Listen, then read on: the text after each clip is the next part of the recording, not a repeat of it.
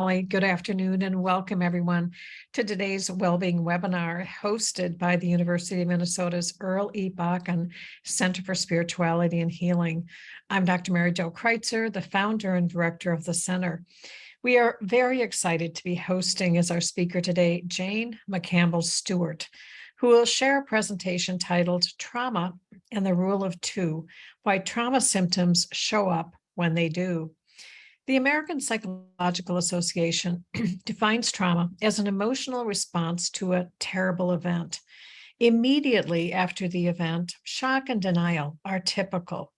Longer-term reactions include unpredictable emotions, flashbacks, strained relationships, and even physical symptoms like headaches or nausea.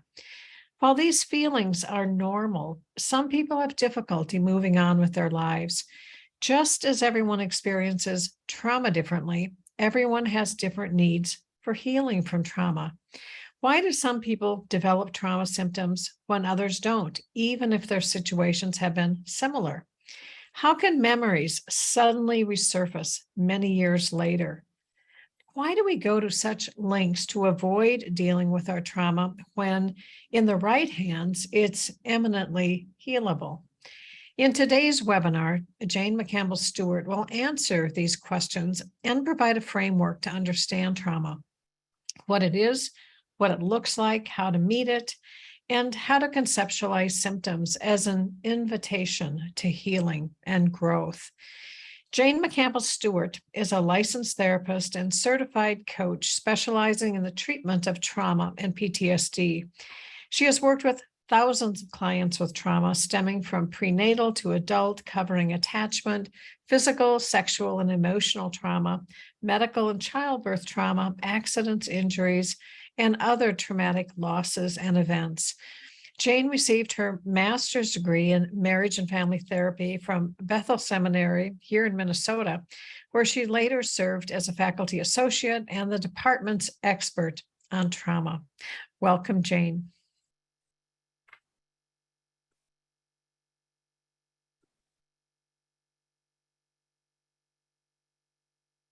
Thank you so much, Mary Jo, for that kind introduction.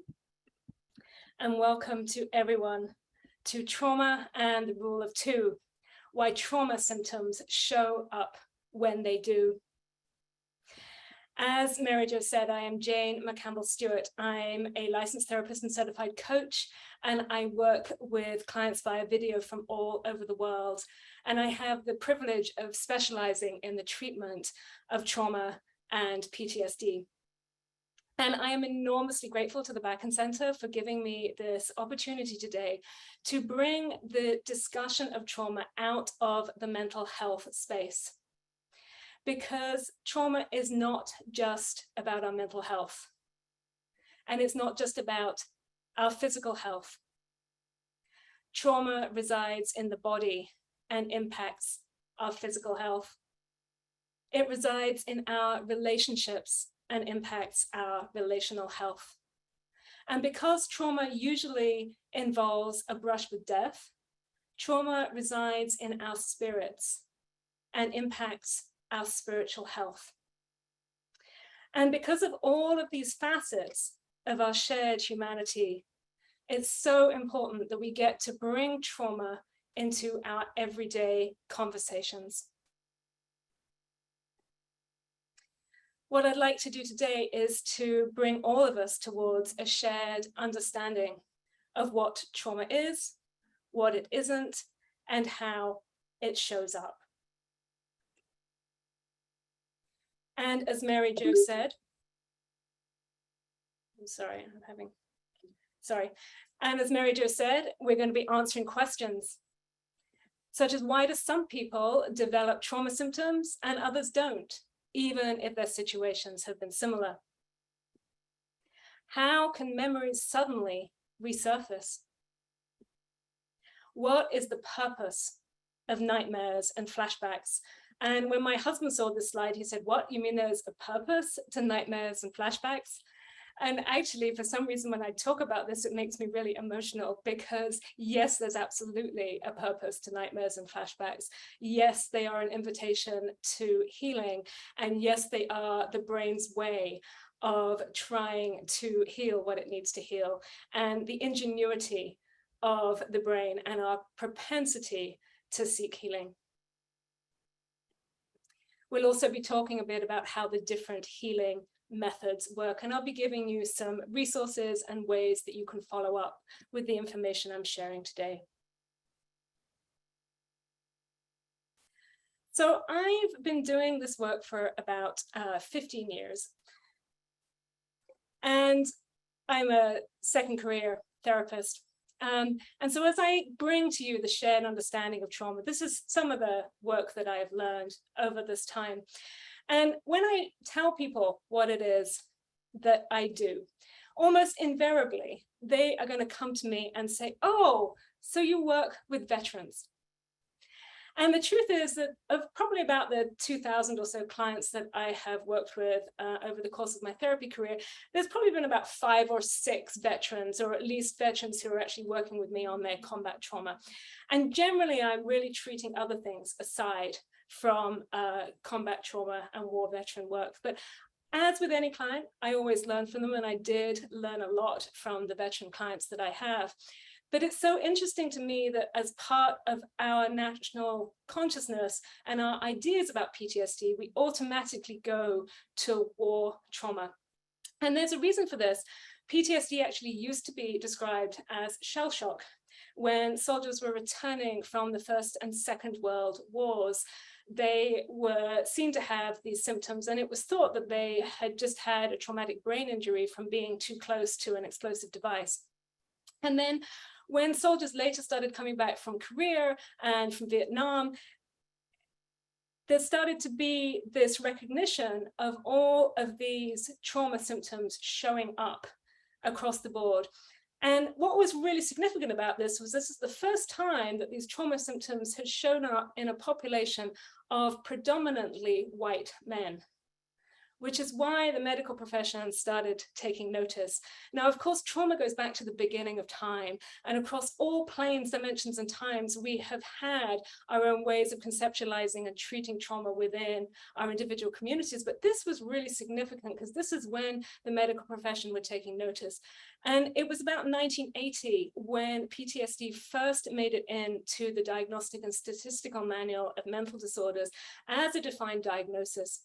But experts in trauma have gone to Herculean efforts to try and get PTSD recognized as a diagnosis for more than just combat trauma.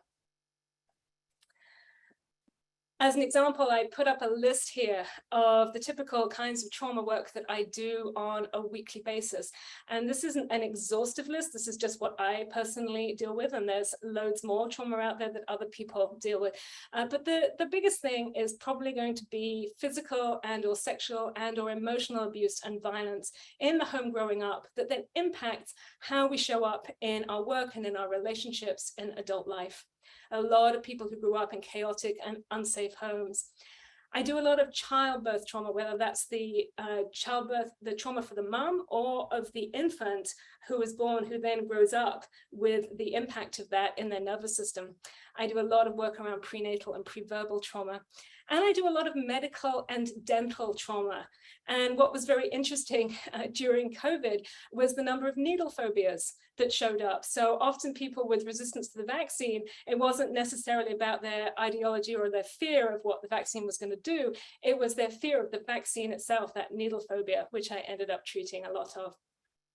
Accidents, injuries, illnesses, situations where we suddenly find ourselves being unable to breathe, all hugely traumatic and threatening to our life and well-being. Car crashes, house fires, bullying, any kind of public humiliation, incarceration, betrayals, grief, abandonment, or traumatic losses. And then there's racial injustice and oppression and civil unrest, which has been really seen much more in the mental health space in the last few years. War trauma, I actually have a couple of clients from the Ukraine right now that I'm working with, national disasters, terroristic events, and then ancestral and intergenerational trauma. And there's some really fascinating research coming down the pike that shows how we hold the genetic markers of our grandparents' trauma in our systems. And I have been working with how we can acknowledge that story of our grandparents and then be able to release it from our own systems and move towards greater well-being in the world. So the point of my showing you this list is to demonstrate the fact that trauma and PTSD can stem from any experience of powerlessness when something is threatening to our life or to our sense of integrity. Whether that event is a specific, discrete, one-time experience, like a car crash or an assault, or whether it's a more pervasive, persistently stressful situation that stretches out over time, such as living in a war zone, or being in an abusive relationship, or growing up in a chaotic or violent home. And what happens when we've had those experiences is that we can be caused to live as though whatever happened is still happening now, or could happen again at any moment. And this brings me to my definition of trauma, which is that trauma is a disorder of time and place, where the reaction we're having in the present is informed by whatever happened in the past. And what that means is that an important component of trauma treatment is helping the client to distinguish past from present by giving the story a beginning, a middle, and an end. And that end of the story is the most important piece, because when we're living with trauma symptoms, it's because part of us believes that the event is still going on, and being able to identify when it actually finished and the fact that we're not there in the here and now is really important to being able to put it away into long-term memory. So how do we go about spotting a traumatic reaction, whether it's in ourselves or in somebody else? Well, the basic rule of thumb is when the reaction is out of proportion to the situation at hand. So that reaction could be too big, it's too shrill, it's too angry, it's defiant, it's really fearful, and you're left wondering why what just happened would precipitate such a reaction. Then it's probably trauma-informed. Interestingly, the opposite is also true. If the reaction is too small, if something is denied, if it's ignored, if it's belittled, if it's shut down, if we don't want to hear about it, we don't want to hear about that story, it's possible because that story is going to connect to a story that we have not dealt with. And so therefore we want to push it away. And if the reaction is just plain confusing. Now, typically when something confusing happens, we assume we must have missed something, or we just must not know something and we're missing a piece of information. But what I say to my clients fairly regularly is, if it feels confusing, it is confusing. And sometimes that confusing response is about past trauma. Other clues you may be seeing a traumatic reaction: denial or minimization. Minimization is really key to a lot of the clients who come in, who can be very surprised when I name their cluster of symptoms as trauma symptoms. And the reason for this is because we have the combat veteran in our mind when we think about trauma, and we think, well, I haven't been through that, or this isn't like that, and so therefore this can't be trauma.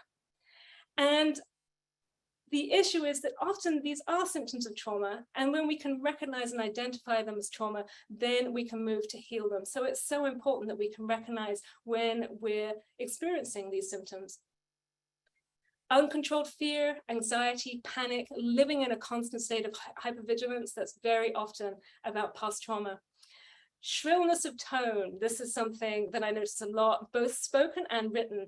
And when it's really specific to one issue and not going across a whole bunch of related or similar issues, that is when there might be a clue that there's some trauma there. Certainly at the beginning of COVID, I saw a lot of social media posts where people would get really shrill about observing lockdowns or observing mask wearing. And in most of those cases, there had been some prior trauma for people where they'd had a situation with intubation or being unable to breathe, an asthma attack, or having some kind of undiagnosed, unrecognized respiratory illness that gave them a near-death experience. Those pieces of shrillness can identify that there's trauma lurking in the background somewhere. Increasingly desperate attempts to control one's environment and everyone in it. So this shows up with an obsessive need for information and details. And it's a really bizarre thing that we say in our society, that we have to be informed. And so through this process of being informed, we end up traumatizing ourselves again and again and again and again. And actually being informed doesn't make any difference to the outcome, and it negatively impacts us because it fills us with all of these stress hormones that make us feel horrible, they make us sleep terribly, and they also weaken our immune system. So if you recognize yourself as somebody who has this obsessive need for information, I'm going to really challenge you to just read the headlines first thing in the morning and then stay away from your news. Certainly do not listen to the news. If there's something you need to hear, you will hear about it. And you will notice a really significant change in how your body and your nervous system feels. Obsessive cleanliness, this is another symptom of trauma, sometimes when we're maintaining surgical levels of cleaning protocols in the family home. And this is fine if you live by yourself, but if you're living with kids, kids are naturally messy, and it can be really hard for them to have to live up to that level of perfectionism. And then an obsession over whether others are abiding by the rules. Obviously, we saw a lot of that with COVID. Are you wearing a mask or not? Those kinds of things can be a clue to a traumatic reaction. So how do we spot PTSD? So the difference between a traumatic reaction and PTSD is a full cluster of symptoms that would qualify for the diagnosis. And the key difference with PTSD and other general traumatic reactions is going to be your nightmares and flashbacks. Nightmares and flashbacks are some form of unwanted or involuntary reliving of the event or the situation, either as it happened or in metaphor, which is what happens in dreams. So obviously nightmares are in the night, flashbacks can happen in the day when we're awake. And these are often the most disturbing aspect of PTSD and trauma to the client, because not being able to control your mind and what your mind is doing feels really, really very scary. Yet paradoxically, nightmares and flashbacks are actually the most straightforward of all of the PTSD symptoms to treat, at least in my mind. So I mentioned that I'd had a few veteran clients, and my first veteran client, when I was a very rookie therapist, wrote to me after just a couple of sessions and said, "Jane, I have just slept through the night for the first time in 8 years. Thank you." And that was 15 years ago, and it still makes me teary today, because what a gift to be able to give that to people, but also to show that if even a rookie therapist who was fairly new in trauma can manage to heal a veteran's nightmares, it shows that they are healable in the right hands. And the hardest part of treatment actually is getting the client in the door in the first place, because who wants to go and look at that? The gift of nightmares and flashbacks is that they emerge to let us know that something is ready for healing. And so sometimes the reason that they emerge is because we're in a safe enough space right now to be able to deal with them. And so rather than it being that we're weak or there's something wrong with us, it's simply, oh, we are now healthy enough to be able to address this event and move on to healing. And what they're doing as they're going round and round is they're trying to gather and make sense of that traumatic material. But the process gets interrupted. So in the night, we're going to wake up. In the day with a flashback, we're going to shut it down as fast as possible and get back to what we were doing. And the brain doesn't actually get to finish. So this piece of needing to give the story a beginning, a middle, and an end, we need to let the nightmare and the flashback get to the end. And then it can go away into long-term memory and we can sleep soundly through the night. Possible additional symptoms that we might have some trauma or PTSD are the sleep disturbances. In fact, anytime you want to assess for somebody's well-being, ask about their sleep. And with trauma-specific sleep disturbances, we're looking for a busy brain, needing the radio or TV on to be able to get to sleep, or twilight jerks. And twilight jerks are when you're just dropping off to sleep and you're in that beautiful place between wakefulness and sleep, and boom, suddenly you dream that you've fallen downstairs or there's a ball coming at you. That is a twilight jerk. And what it means is that the brain has somehow run into a trauma and then wakes you up because it doesn't know what to do with it. Hypervigilance, living only in the cognitive brain. So using the front part of the cognitive brain to manage everything and everyone in our environment rather than allowing the limbic system to do its work for us. Distractedness and or dissociation. So this often looks like ADHD, and it's often misdiagnosed as ADHD. And it's really important to notice that actually ADHD symptoms and trauma symptoms can look very, very similar. And it's always worth considering, is this trauma as opposed to ADHD? And it's the brain's way of trying to avoid dealing with the traumatic material. Minimizing, we already talked about, there's no big deal, I'm strong, really, it's not that bad, and may not be that bad when you have the combat veteran in your mind, but it's still bad, and if it's impacting your well-being, then you get to come and have it healed. Sudden emotional reactivity, so anger, defensiveness, upset out of proportion to the current event. Unexplained physiological reactivity, things like hives or panic attacks or sudden sweating. And then multiple somatic complaints with no apparent medical explanation. So things like fibromyalgia and chronic fatigue syndrome, the kinds of things that doctors scratch their heads about, very often have a trauma component. Irritable bowel syndrome, urinary tract infections, some allergies, some skin complaints, and even asthma can have a trauma component. And if we treat the trauma part of it, then the physical part then ends up being easier to work with. And then we've got this idea of a lack of hope or joy or a sense of foreshortened future. So this isn't necessarily suicidality, but it's just this inability to find any joy anywhere. So these are quite a lot of symptoms, and I'm sure as I put them out there, several of you are noticing that maybe they are residing in yourselves or in your loved ones. But it's really important for us to understand that not all traumatic events lead to traumatic reactions. This is probably the most important point of this presentation, so I'm going to say it again. Not all traumatic events lead to traumatic reactions. In fact, most don't.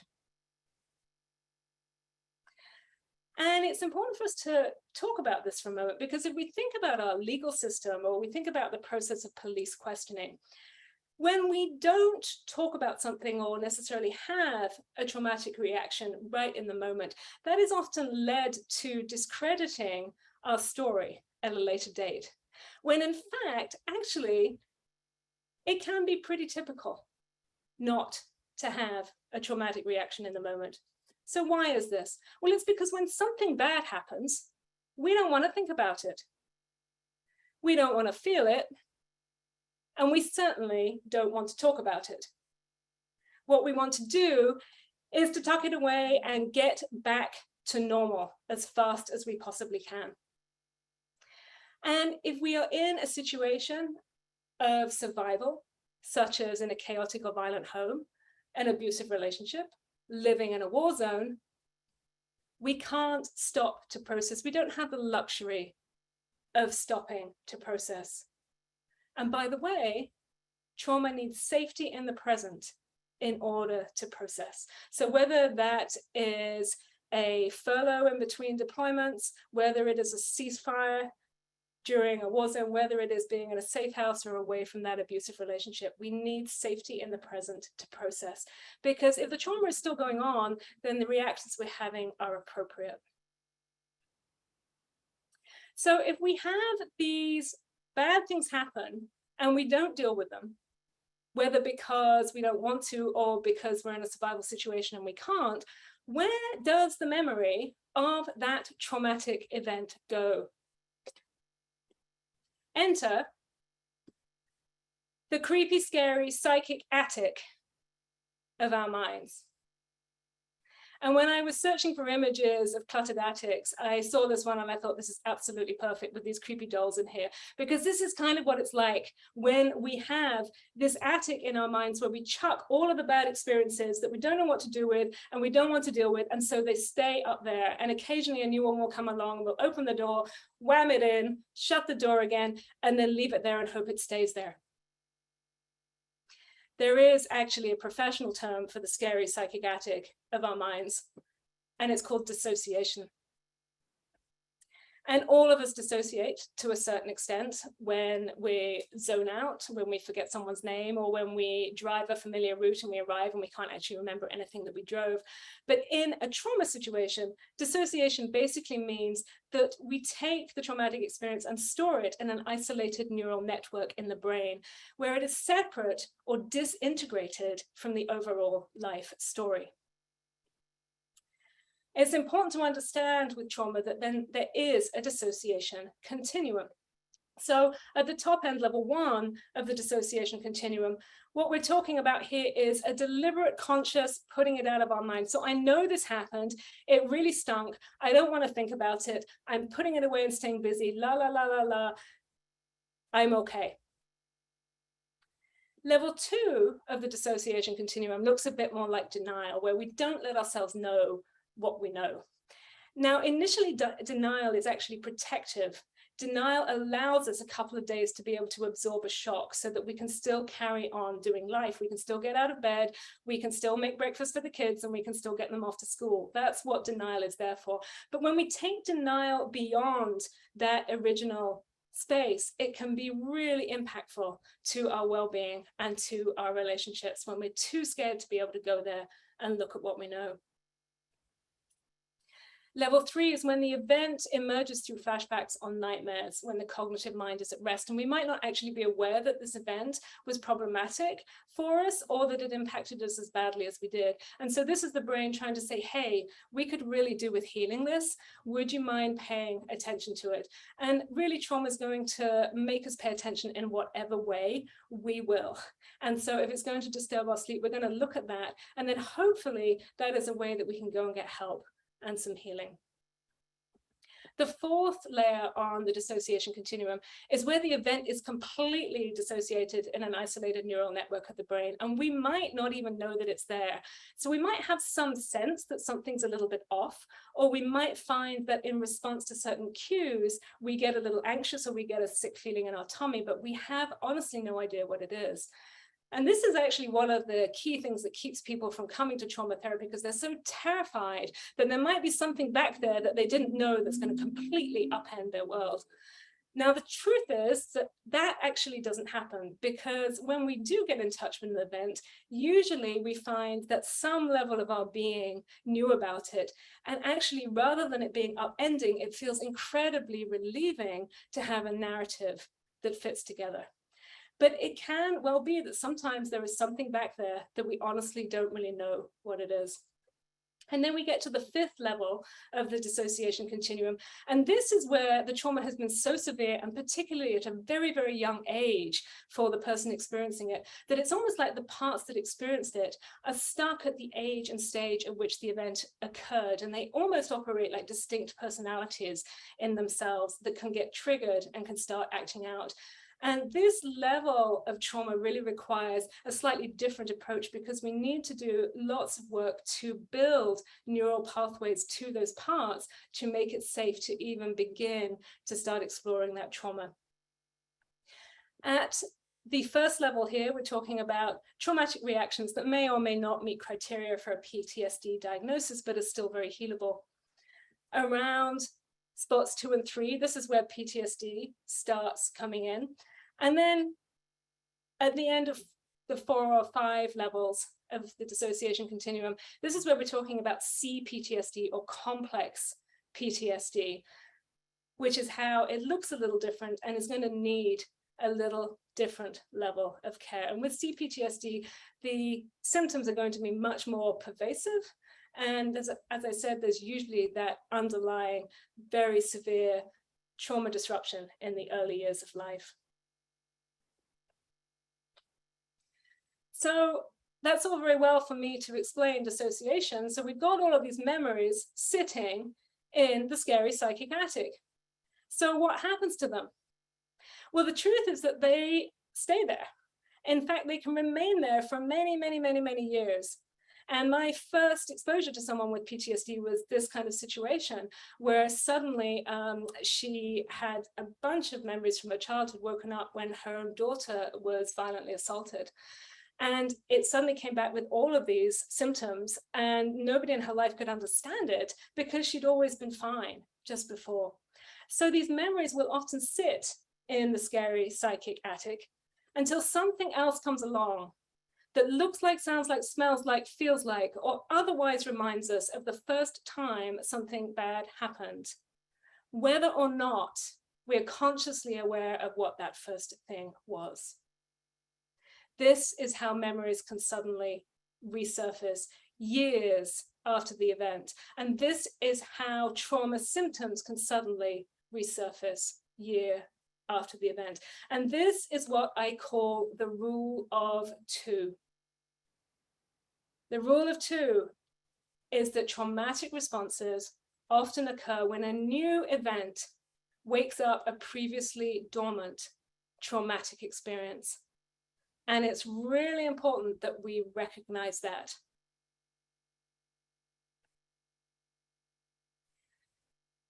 This is also why we need to be talking about ACEs. ACEs are adverse childhood experiences, things like experiencing violence, abuse, or neglect, witnessing violence in the home or in the community, having a family member attempt or die by suicide, having a home environment impacted by substance abuse, mental health issues, chronic illness, or incarceration. And the CDC Kaiser study that was done in the late 90s found that over 61% of us have at least one ACE. Personally, I think that's quite a bit higher. Over 16% of us have 4 or more ACEs. And the thing about ACEs is that they undermine our well-being. They undermine our resilience. And they increase our susceptibility to developing trauma symptoms in later life.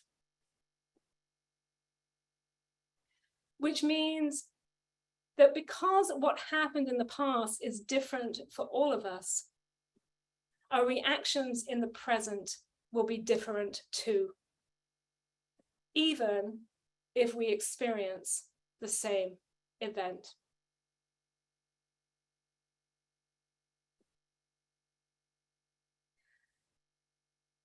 I want to talk a little bit about healing trauma. And the first thing I need to affirm is yes. Yes, it's healable.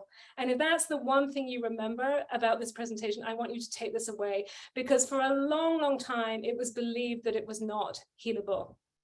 And that's because we didn't really have the methods to be able to heal it, but there have been such beautiful advances in brain imagery and in therapeutic treatments that make it much more healable than it used to be in the past. So yes, your trauma is healable. And no, you don't have to relive it. So a lot of people don't want to go into trauma therapy because they don't want to go back there. They don't want to open that psychic closet and have everything come tumbling out. So the truth is, you may need to review it, but we don't want you reliving it because we don't want you being re-traumatized in your session. And that would be highly re-traumatizing if you had to go through it again. So we do a lot of care to make sure that you're only looking at it at a distance on a screen. You are not reliving it. The one difficult thing is that you do at some level need to get in touch with the emotions and body sensations to be able to release it. And this does not mean sitting in them for hours or days on end. It can just be momentary depending on the trauma treatment that you are using. But this importance of getting in touch with the emotions, and particularly with the body, where do we feel it in the body, is why plain old talk therapy ain't gonna cut it. And for a long time, plain old talk therapy was all we had, which is why it was believed that trauma wasn't really healable. So you're always going to want to have a trauma treatment that is taking the body into consideration.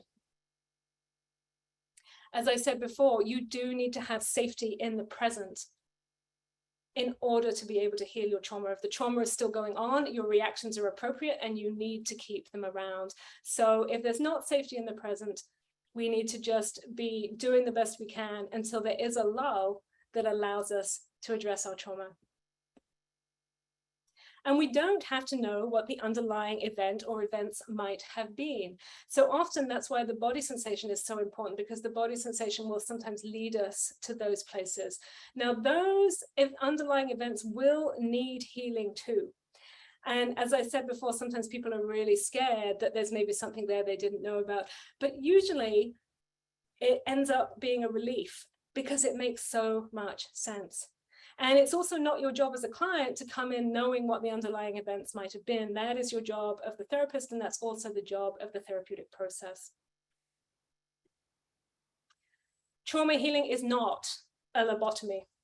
We're not getting memories and getting rid of them. What we're doing is we're taking healed memories and we're integrating them into the overall life story. So they no longer have the charge, and they also don't pop up uninvited. So we can go in and we can see them, but they're not going to force their way in like the flashbacks and nightmares previously did. Trauma healing frees up enormous amounts of brain space for a new lease of life. And I want you to think about that scary, creepy attic and think of all of the junk in there. And then think about what it would be like to clean out that attic and to give it a new coat of paint, to put in a dormer window, to put in some insulation, and then maybe turn it into a beautiful bedroom or a workspace or maybe a dance studio.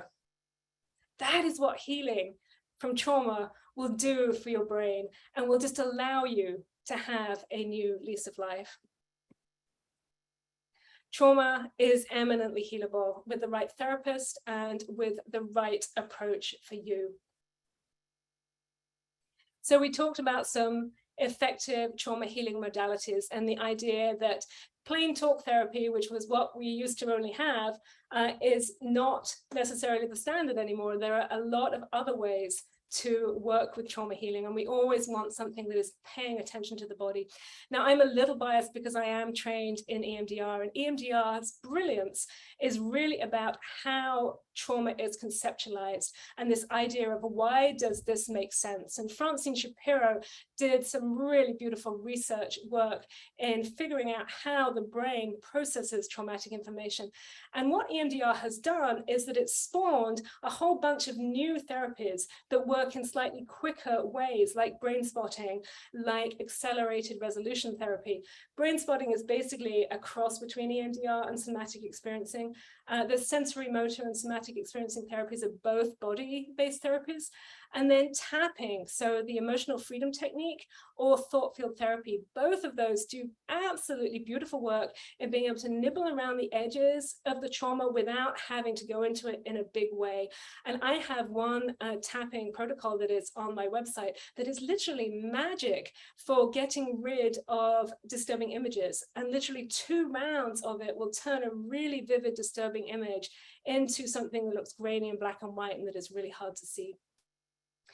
Energy psychology is another emerging field with some beautiful trauma treatments that treat mind, body, and soul, and some lovely ways, again, of being able to release trauma in a really gentle way.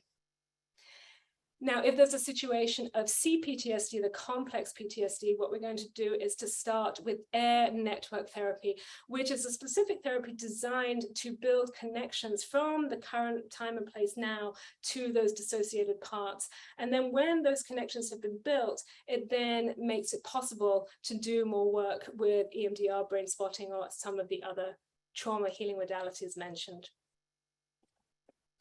resources for learning about these places or finding a practitioner, one of the best resources is the Minnesota Trauma Project at mntraumaproject.org. And even if you're not in Minnesota, go and visit this site, because they have this beautiful summary of all of the different types of trauma treatment and an explanation for how each of them work.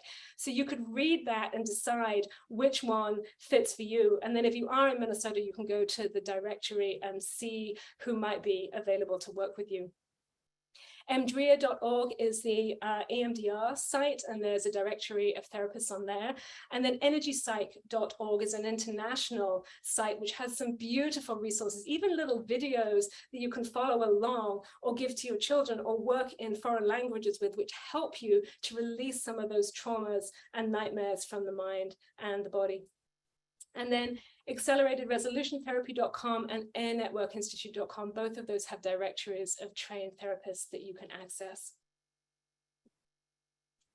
If you are looking for some further reading, obviously the seminal text on trauma is going to be Bessel van der Kolk's The Body Keeps the Score, and I really advise everybody to get a copy of that if they have not already. Bessel van der Kolk is one of the leading trauma experts of our time, and the information in this book is so powerful. My Grandmother's Hands by Resmaa Menakem. This talks about racialized trauma and trauma that is held in our bodies and comes down the generations, and is a really important read for all of us. And he also has several exercises in it for being able to learn how to soothe our own nervous system. And then my personal favorite that I'm working with at the moment is It Didn't Start With You, which is by Mark Wolin. And this is looking at the intergenerational ancestral trauma and how it lives in our bodies and how we can end up living out the stories and the experiences of our ancestors, which might not necessarily be our own. And I've just completed a big training with him, and I'm using a lot of this work in my practice now. And it's really beautiful, really powerful work. The final textbook that I suggest is not really a textbook, but it is my absolute favorite if you want to learn how to conceptualize and treat trauma. And it is Harry Potter and the Prisoner of Azkaban. This is book 3 in the Harry Potter series. You don't have to read all of the books if you're not into Harry Potter, but this book specifically will tell you everything about trauma and how to treat it, from dementors to boggarts and all of the scary things in the cupboard that threaten to come out. That is all I have for you today. I wanted to leave some time for questions, and just to say thank you so much to all of you for being here, for being willing to talk about trauma in the community, and again to the Bakken Center for this beautiful invitation for me to share this information with you. Thank you. Well, thank you so much, Jane, for this presentation. And there are an enormous number of questions that have come forward. So I'm going to do my best to combine some of them, and we'll get to as many questions as we can. So the first one I want to pose is, somebody asks, is it usual to have a series of unrelated, diverse traumatic experiences over a long period of years, none of which caused a traumatic reaction individually, to result in a traumatic reaction to the collective trauma suddenly all at once? Yes, absolutely. And I think it's like we put everything in that closet, and then at some point there's no more room in the closet and the door busts open and everything's going to come crashing out. So yes, totally. That whole visual of the attic, I think, all of us could relate to that. Somebody else asks, do you have suggestions for how to finish a nightmare so that one can move towards resolution or ending the story? Yeah. So the first thing is, don't deal with it in the night, because everything is scarier and bigger in the night. So you want to deal with it in the day. And there's a few ways that you can go with it. So one of the things, I mentioned my tapping protocol on my website. So going with the most disturbing element of the nightmare, you just go in and you do that tapping protocol a few times, and that will bring down a lot of the vivid imagery and the upset about it, which will then allow you to approach it in a different way. And then you can work with it in terms of, okay, how would my brain like to finish this out? How would I like to find a door that I can escape? How would I like to stop this?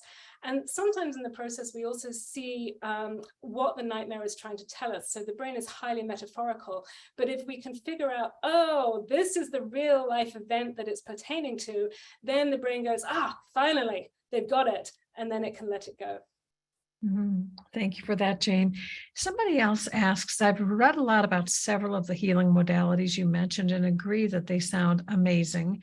How much research has been done around them? EMDR is the only one on that list that I know is definitely an evidence-based practice. Yeah, so the difficulty with evidence-based practices is that it takes a long time to get to evidence-based. So cognitive behavioral therapy is always cited as the gold standard because there's evidence since the 50s for it to be there. So it does take a while to build up this level of evidence. So EMDR definitely has, if you go to energypsych.org, there's a whole library of different research about tapping and about the different healing methods there and where they've done controlled trials on those. With the others, like I said, often they get spawned by underlying understandings or underlying therapies. So EMDR has actually spawned a number of other therapies that still use the same model that has been researched. They just might have a slightly different way of accessing it. So speaking of therapies, another question, do you consider internal family systems, IFS, an effective trauma healing modality? This is interesting because I was predicting beforehand what's going to come up, and this was the one question that I predicted would come up. So IFS is a beautiful, beautiful theory, and for those of you who aren't familiar with it, it basically suggests that there is an internal family system of ourselves. So we have a core self, and then we have these little exiled parts of ourselves who are traumatized and who are going to do everything they can to keep the trauma away. And then in between, we have managers who keep the exiles from getting triggered. And then when we get out of control of the managers, we have firefighters who are going to blow everything up again to keep us away from the trauma. So it's a beautiful, beautiful theory for really conceptualizing trauma. And I do think that it can work at that top end of the dissociation continuum. So where I put the levels 1 to 5, I think it can help with that. And it's also just a helpful explanation. Where it doesn't work, in my opinion, is with severe dissociation. So when something is really, really locked away, it's not going to help with that because you need a lot more gentle care and building of neural pathways from the present to that isolated event. So someone else asked Jane, how do you determine which therapy is best? I think go to that list on the mntraumaproject.org site that I mentioned, and then you can read through all of the different trauma modalities that are there. Generally, it's more going to be, well as the modality, it's going to be about the therapist too. So you want a therapist who is actually a trauma therapist, not somebody who's just going to whip EMDR out of a box because nothing else is working. So looking for that, and then feeling somebody that you feel comfortable with, and somebody who has a conceptualization of the trauma that really makes sense. Now, when it comes to it, so like I said, I'm trained in EMDR, and I use EMDR to conceptualize the way I think about trauma and the order in which I treat it. But in terms of the actual treatment piece, I use different methods now, just because I've learned quicker ways of being able to do it. So it's more important to just make sure that the therapist has a really deep underlying understanding of trauma and how it works. So a few people are curious, Jane, was the Harry Potter book a joke, or were you actually recommending that as an example? I'm actually recommending it. So if you've ever seen, let's take the example of boggarts, and the movie does this in a really, really beautiful way. So boggarts are basically these shapeless creatures that bang around in the closet. And then when you open the closet door, they're going to take on the form of whatever you are most frightened of. And the way you deal with a boggart is you have to make it funny. So basically what you do is you connect that scary thing to something else in your life. So you build a neural connection between those two events.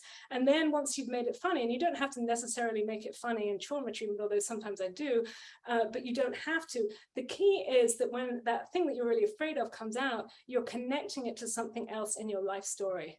And then it doesn't have to be as big as it is. I'm also going to talk about dementors. So if you're into Harry Potter, you will know that Harry Potter is the only one to fall off his broom when the dementors come. And he says, why is it that I fall off my broom and nobody else falls off my broom? And what he's told by Professor Lupin is that other people don't have the past experience that you have. When the dementors come, they're not hearing their mother screaming. You are, and that is why you fall off your broom.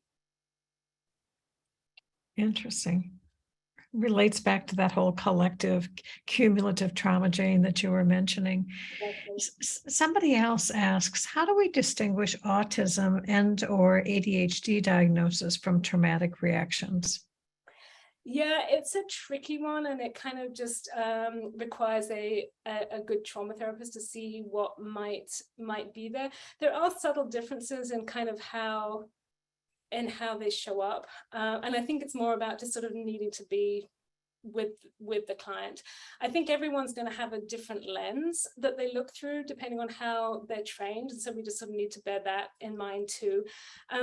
Generally with ADHD, a sort of really simple, quick one that I just use personally is if they got comments on or reports in their school as a child that, oh, could do better, could try harder, wandering around all over the room.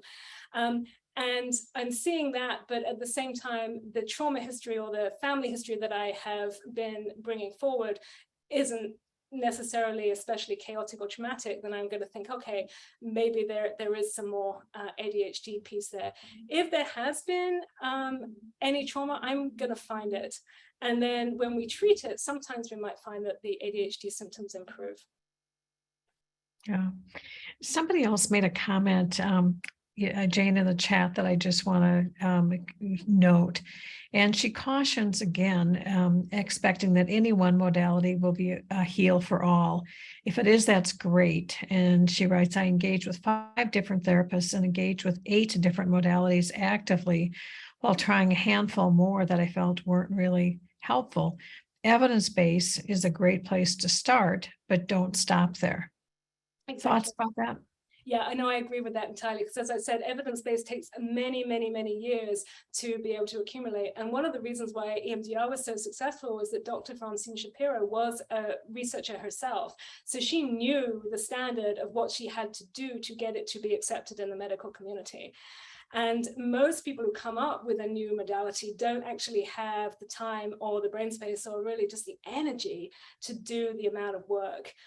So the evidence is important, and if you've got a therapist who knows what they're doing and they're trying something new, then it's more about sort of how is the therapist going to conceptualize and hold you in the space rather than what they're actually going to be doing with you. Makes sense. Is there such a thing as trauma from working for a toxic boss in a toxic workplace? Absolutely. Yeah, it's hugely traumatic. And for me, so I'm a marriage and family therapist. I start with every session with a genogram because I'm thinking about this rule of 2, and I'm thinking that what the client is coming in with now is going to have some kind of tentacles back to the past. So the first thing I would do with a traumatic boss is just to say, okay, who was there in childhood? Was this dad?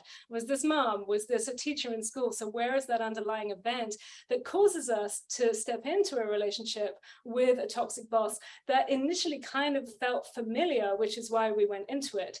And the difficulty is that, of course, familiarity does not mean health. And so just because it felt familiar doesn't mean to say that it was actually a good place for us. And then we can ask ourselves, okay, do I have the self-worth to be able to say, no, I am not putting up with this anymore, and I can hold myself differently. And I found with a lot of clients when I've worked with them in toxic boss situations, of getting them to be able to sort of step into themselves and really sort of own their own self-worth, that they're able to go out holding themselves a little differently.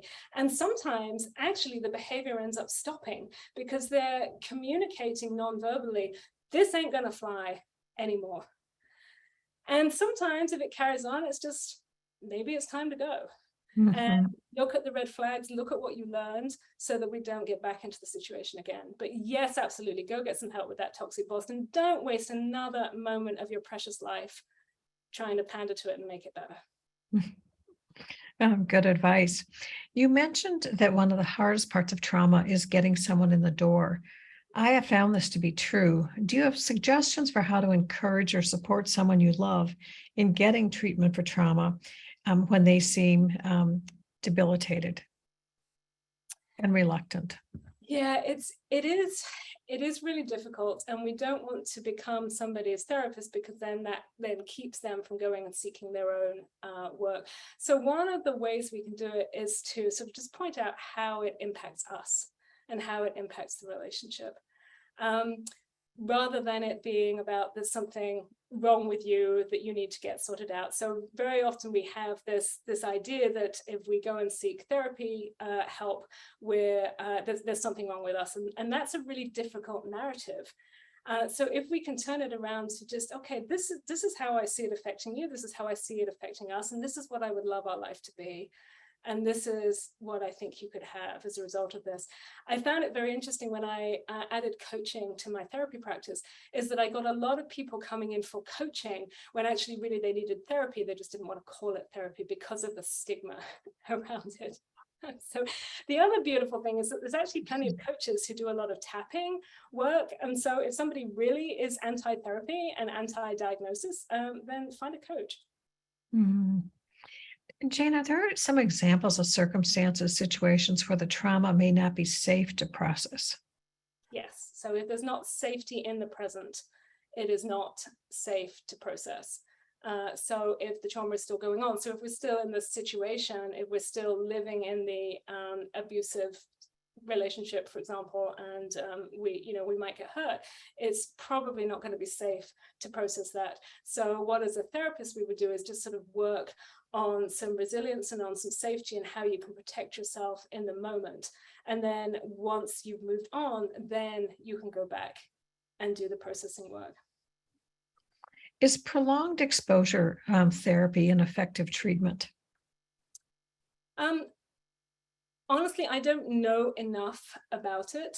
I know that it used to be that one of the only treatments for trauma or for phobias, which really are a form of trauma, was this exposure. So it's like, okay, you don't like snakes, so we're going to have you imagine a snake, and then okay, now we're going to imagine the snake is in here, and now we're going to imagine the snake is on your knee, and now we're going to do it with a real snake.